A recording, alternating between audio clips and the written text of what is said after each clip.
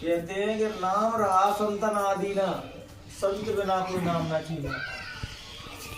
संत जो नाम बता दें बहनों भाइयों, वही वेदों का मंत्र बन जाता है, वही सिद्ध हो जाता है और वही नाम हमें ईश्वर से मिला देता है। जब कुछ नहीं था तब नाम था, जब कुछ नहीं रहेगा तब नाम रहेगा। जब परमात्मा निराकार रूप में था बहनों भाइयों, तो नाम की डोरी चली थी वहां से। भैया संसार में आगे लोगों ने उसको अलग अलग नामों से पुकारा, जो जिस नाम से मिल गया उसने उसी नाम का प्रचार किया। कहते नहीं कर राम से बड़ा राम का नाम। तो जो व्यक्ति का नाम है, व्यक्तित्व है, उससे बड़ा नाम होता है। एक बार क्या हुआ बहनों भाइयों कि भगवान राम जी देख रहे कि मेरे नाम में कितनी शक्ति है, तो खुद राम राम लिख के और समुद्र में पत्थर फेंक रहे। तो वो क्या हुआ, पत्थर डूब रहे थे पानी में। तो वो कह रहे हैं कि प्रभु तुम्हें अपने नाम के ऊपर संदेह है। हनुमान जी ने कहा तुम्हें अपने नाम के ऊपर संदेह है प्रभु, हमको अटूट विश्वास है, इसलिए तो हमारे पत्थर राम नाम से तैर जाती है। तो विश्वास, दृढ़ विश्वास, भक्ति भाव रहता है तब जाके कोई नाम काम करता है। राम भगवान को खुद ही संदेह देता है कि पता नहीं डूबेगा कि तैरेगा, देखो तो मेरे नाम में कितनी शक्ति है। और जब भी बहनों भाइयों कोई महापुरुष धरती पे आते हैं तो वो अपने नाम की अलग जगाते हैं। नाम की जब भी कोई अलग जगाता है तो उसका विरोध होता है। क्यों? क्योंकि वो पुराने रीति रिवाजों को नहीं मानते। जब कबीर साहब आए तो न साहब नाम जगाया, जब गुरु नानक आए तो न भाई गुरु नाम जगाया, तो क्या नाम गोस्वामी जी आए तो उन्होंने राम नाम जगाया। सबने जब महापुरुष आए तो सबों के नाम अलग अलग जगाए। तो उनको ये पुराने वाले को छुड़वाता है तो अपन क्या उसी से चिपक जाते हैं कि नहीं हम तो वही जुड़ रहे हैं। महत्वपूर्ण बहनों भाइयों, युग के हिसाब से नाम चेंज होते हैं। अगर राम के टाइम पे भी अभी द्वापर में काम हो जाता, कृष्ण भगवान को जरूरत क्या थी आने की, तो नाम बदला के नहीं। जब राम जी आए द्वापर में तो फिर कृष्ण भगवान आए त्रेता में। तो जब समय की जैसी डिमांड होती है वैसी मालिक के यहाँ से शक्ति आती है और वो अपने नाम से काम करती है। और जो उस सानिध्य में आ जाता है, जो उनके संग संग लग जाता है, उनका बेड़ा पार हो जाता है बहनों भाइयों, और जन्म मरण के चक्कर से ऊपर हो जाते हैं। जो नहीं जुड़ पाते हैं वो परेशान होते हैं बहनों भाइयों। जब भी हमारे जीवन में धन आता है, भौतिकता बढ़ती है, तो सबसे पहले हम क्या करते हैं, साधु संतों का अपमान कर देते हैं। जब हमारा पतन होने को आता है तो हम गुरु महाराज कहते हैं कि बच्चे संतों से पंगा मत लेना, नहीं तो तुम्हारा विनाश हो जाएगा। वो इंदिरा गांधी ने गलती की, और जब लोगों को धनवान आते हैं तो ऊंचे ऊंचे पदों पे पहुंच जाता है, साधु संतों से टकरा जाता है। गुरु महाराज कहते हैं कि संतों से कभी मत टकराना, नहीं तो तुम्हारा विनाश हो जाएगा, तुम्हारा पतन हो जाएगा। और हम क्या करते हैं, कोई कुछ बन जाए तो अपनी दादागिरी संतों में बताने आते हैं कि मन तो संत किसी दुनिया के सबसे बड़े दुराचारी, सबसे पापी आदमी संत ही है, जो लोगों को उनसे प्रॉब्लम रहती है। लेकिन जो बहनों भाइयों जो निस्वार्थ अगर समाज का कोई हित चाहता है, अपन लोगों का जीवों का हित चाहता है, तो संत ही है। वो अपना भजन दे के दूसरे के काम आ जाते हैं। बहनों भाई एक बार क्या हुआ, ये व्यक्ति एक संत जी से रोज गाली देने आता था, तो सभी लोग उनके सत्संगी लोग बैठे रहते थे, संत जी प्रसन्न रहते थे। तो एक बार क्या हुआ बहनों भाइयों, वो संत जी बैठे उसका वेट कर रहे हैं कि आज गाली देने नहीं आया। तो संत जी जब वो नहीं आया, संत जी ने ध्यान लगा लिया। ध्यान लगाया तो क्या देखती है, योग दृष्टि से उस व्यक्ति को यमराज मारते हुए ले जा रहा है। तो संत जी के आश्रम के बाहर से निकले वो, तो संत जी ने रोका, इसको कहाँ ले जा रहा है, ये तो हमारा जीव है। तो नहीं महाराज, ये तुम्हारे कहाँ सा जीव है, ये तो तुमसे रोज गालियां देता था, जिन तुम्हारे कहां से जी पापों की तो इनको सजा मिल रही है, इसको हम लोग मार मार के ले जा रहा हूं, ऊपर उनको नरकों में सजा दी जाएगी। तो उन्होंने भले गालियां ही देता था लेकिन मेरे 10 वर्ष तो करता था, इसको मैं अपने पूरे भजन का प्रताप देता हूँ, इसको छोड़ दो तुम। तो उस ऐसे लोगों पर भी संत ने कृपा कर दी, उसको भी यमराजों से छुड़ा दिया। तो बहनों भाई जो उनके सानिध्य में जाता है, उनका सत्संग सुनता है, जो उनके बताए मार्ग पर चलता है बहनों भाई, तो उसके लिए क्या हुआ। गुरु महाराज कहते थे कि बच्चा, कल एक बच्चे ने स्टेटस पर डाला कि महात्माओं के सत्संग में जाके उनकी सीख को धारण नहीं किया, तुमने मनमानी के काम किया, बनाना है तुमको, मेहनत ईमानदारी की कमाई करना है और ध्यान भजन सुमरण नियम से पालन से करना। जहाँ कहीं भी सत्संग हो तो समय निकाले कभी ना कभी सत्संग में चले जाया करो। इस नियम का अपन पालन नहीं करेंगे उसमें गुरु महाराज का दोष ही नहीं है कि हम गुरु महाराज का नाम डाल लेकर झूठ बोल रहा है, छल कपट कर रहे हैं, उनके नाम पर पता नहीं क्या क्या मनगढ़ंत बातें बना रहे हैं और फिर मैं कह दूं मैं तो गुरु महाराज के चेला हूँ।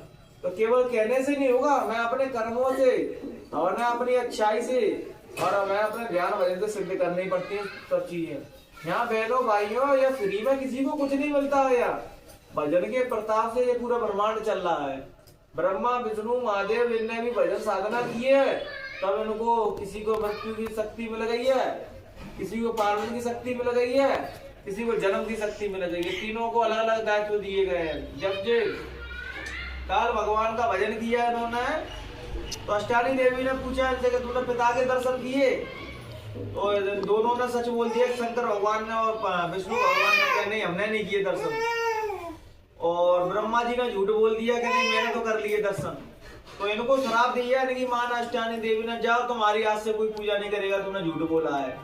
और उन्होंने सच बोला तो आज ब्रह्मांड में विष्णु भगवान की और शंकर जी की पूजा होती है, ब्रह्मा जी की कोई पूजा नहीं करता क्योंकि उन्होंने झूठ बोला।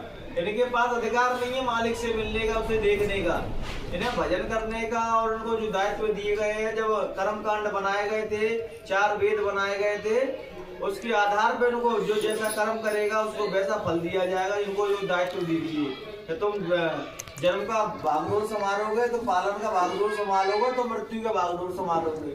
लेकिन जो बहनों भाई ये परम पिता परमात्मा नहीं, जिसका भजन अपन लोग करते हैं वो मालिक, जैसे साईं बाबा ने कही नहीं सबका मालिक एक है, वो मालिक है बहनों भाई, उसका कोई नाम नहीं है।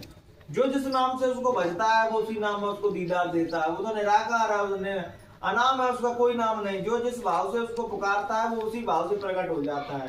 कहते नहीं कि ईश्वर सबसे पहले अपने भीतर देखो तब तुम्हें सब जगह दिखाई देगा। जो ईश्वर को भीतर नहीं ढूंढ पाते उन्हें कहीं ईश्वर नहीं मिलती। विडंबना तो ये है कि जब तुम किसी कोई तुमको सच बात बताएगा तो तुम मानोगे नहीं। गुरु महाराज तुमको मूर्तियों से हटा के तुमको चेतन की पूजा बता रहे थे, तुम नहीं मान रहे, तुम जड़ों में। अब तो लोग और ज्यादा जड़ में पूजा में प्रसन्न है, लोग तस्वीरों में इतने मगन है कि सच की तरफ ध्यान ही नहीं है उनका। जब मृत्यु आएगी करीब बहनों भाइयों तो मूर्ति पूजा तस्वीर पूजा तुम्हारे काम नहीं आएगी।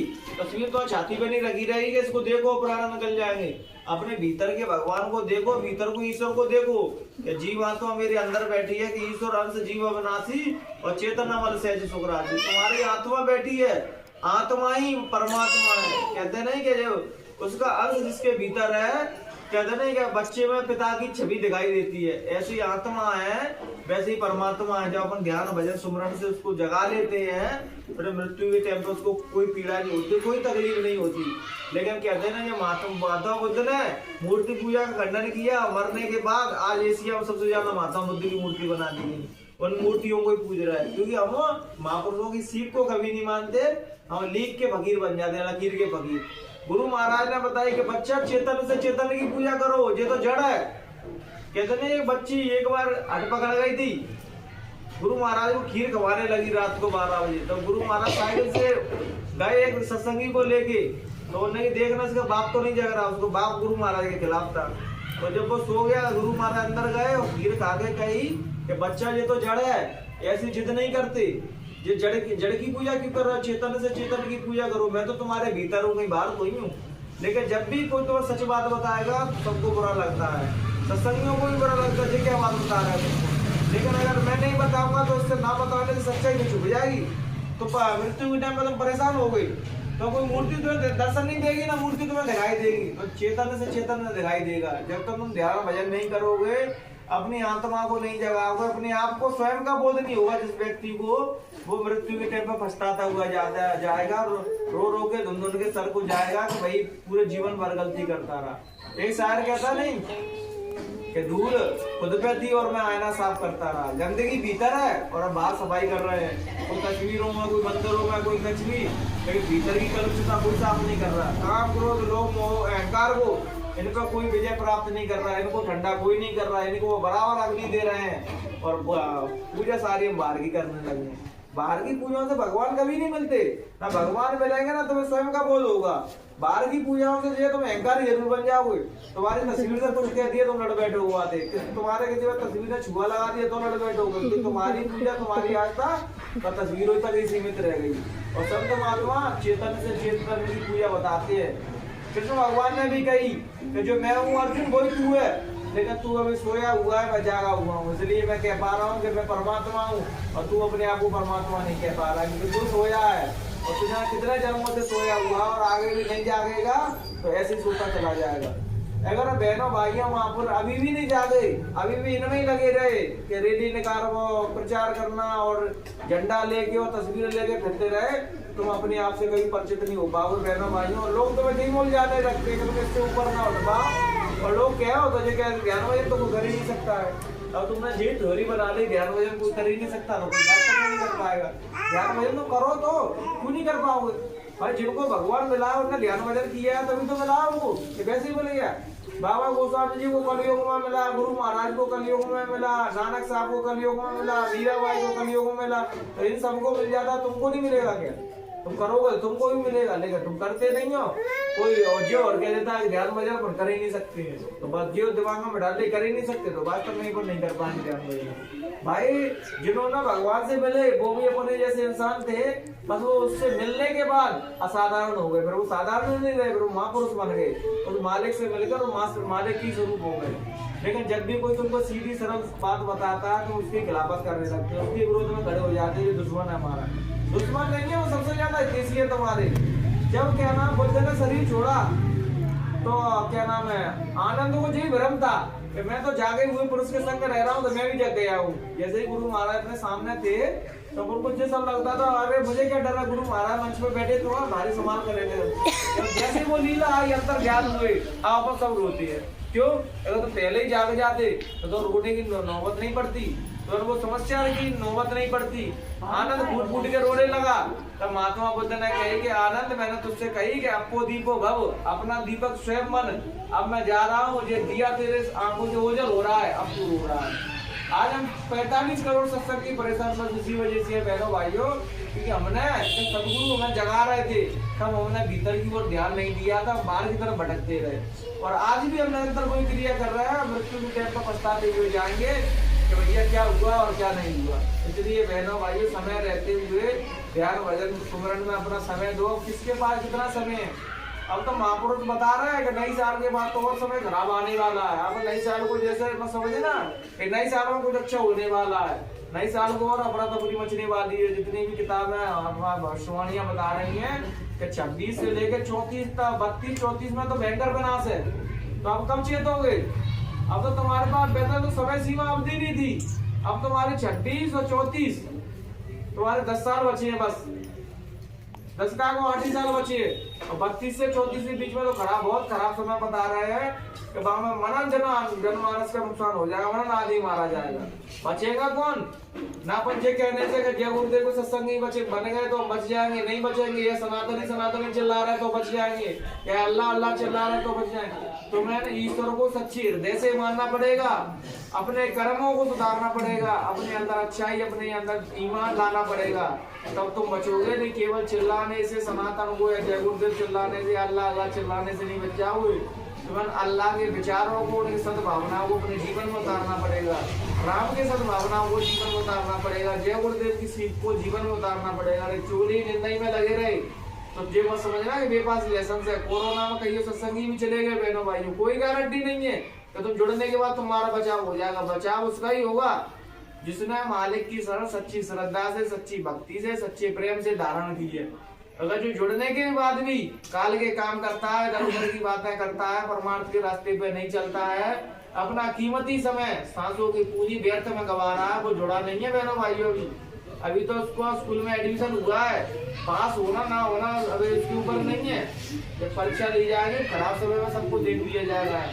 बस बहनों भाइयों इन्हीं विचारों के साथ हम अपनी बाणी को यहीं बढ़ा देंगे और आपसे निवेदन बस यही करेंगे कि आप जितना भी समय हो भजन में अपना समय पूरा ध्यान दीजिए। क्या बाधा है कि रोते हुए आए और रोते हुए चले जाओगे, तो अब मालिक ने तुम्हें सच्चा रास्ता देख दिया क्या बिल्कुल सरल, ना नहा धो के करना ना कुछ करना, बस सुबह जग के अपनी आत्मा को खुराक देना, आत्मा की पूजा करनी है कि आत्मा से परमात्मा, जब ध्यान भजन करते हैं, मेडिटेशन करते हैं, हम उसी अवस्था में अपने मूल स्वरूप से जुड़ सकते हैं, अन्यथा कोई क्रिया नहीं है। ध्यान भजन से ही तुम अपने आप को देख सकते हैं मैं कौन हूँ।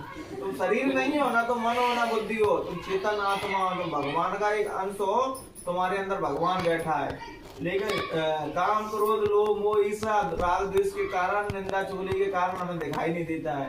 जब छोटे बच्चे जैसे अबोध हो जाओगे, जब हमारे अंदर सब विकार खत्म हो जाएंगे, तो भगवान के अलावा तुम्हारे भीतर कोई नहीं है बहनों भाइयों। तो बहनों भाइयों, इन्हीं विचारों के साथ अपनी वाणी को हम नहीं विराम देते हैं।